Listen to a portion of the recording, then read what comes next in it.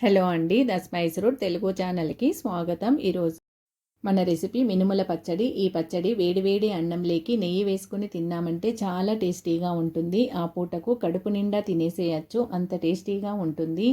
అలాగే టిఫిన్స్లోకి కూడా చాలా టేస్టీగా ఉంటుంది. దీనికోసం ఒక నిమ్మకాయ సైజ్ అంతా చింతపండును వేడి నీళ్ళల్లో నానబెట్టుకోవాలి. ఈ విధంగా నానబెట్టుకోవడం వలన పచ్చడి పాడవకుండా ఉంటుంది. అలాగే స్టవ్ పైన బాండీ పెట్టుకుని ఆయిల్ వేసుకోవాలి.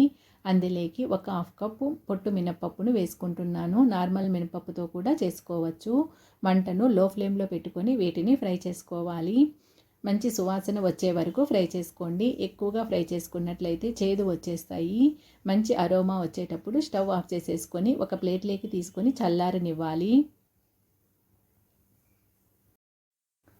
ఇప్పుడు అదే బాండీలోకి ఒక 10 నుంచి 15 వరకు ఎండు మిరపకాయలు తుంచుకొని వేసుకోవాలి. మీరు తినే కారాన్ని బట్టి మిరపకాయలు వేసుకోండి. అలాగే కొద్దిగా కరివేపాకుని వేసుకొని కరివేపాకు క్రిస్పీగా అయ్యే వరకు ఫ్రై చేసుకోవాలి.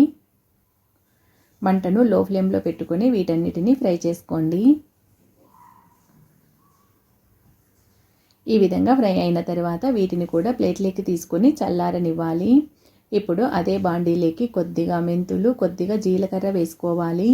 ఒక హాఫ్ స్పూన్ ధనియాలు వేసుకొని వీటన్నిటిని ఫ్రై చేసుకోవాలి. ఇవి ఫ్రై అయిన తర్వాత అదే ప్లేట్లోకి తీసుకొని చల్లారనివ్వాలి.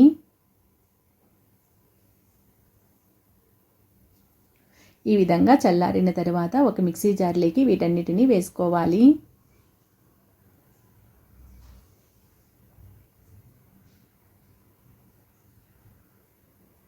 ఫస్ట్ వీటిని మెత్తటి పౌడర్ లాగా మిక్సీ వేసుకోవాలి. వాటర్ ఏమీ వేయకుండా మిక్సీ వేసుకోండి. ఇందులోకి కొద్దిగా పసుపు అలాగే రుచికి తగిన ఉప్పు వేసుకొని పౌడర్ లాగా మిక్సీ వేసుకోవాలి.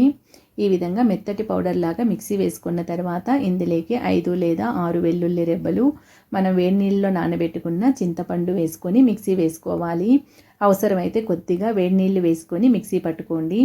ఈ విధంగా మిక్సీ వేసుకున్న తర్వాత ఇందులోకి ఒక చిన్న ఉల్లిపాయను కట్ చేసుకుని వేసుకోండి.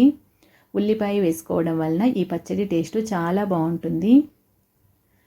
ఉల్లిపాయలు వేసుకున్న తర్వాత పల్స్ మోడ్లో 1-2 సార్లు తిప్పుకోండి, సరిపోతుంది. ఉల్లిపాయలు కచ్చా పచ్చాగా మెరుగుతాయి, తినేటప్పుడు చాలా టేస్టీగా ఉంటాయి. ఇప్పుడు ఈ పచ్చడిని ఒక బౌల్లోకి తీసుకోవాలి. ఈ పచ్చడికి పోపు వేసుకుందాము. పోపు కోసం స్టవ్ పైన బాండీ పెట్టుకొని ఆయిల్ కొద్దిగా వేసుకోవాలి.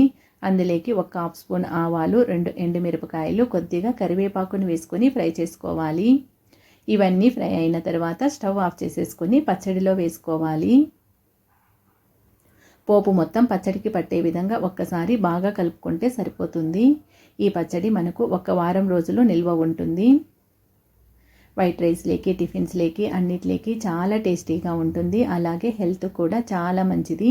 ఈ రెసిపీ కనుక మీకు నచ్చినట్లయితే like, share and subscribe. Thank you.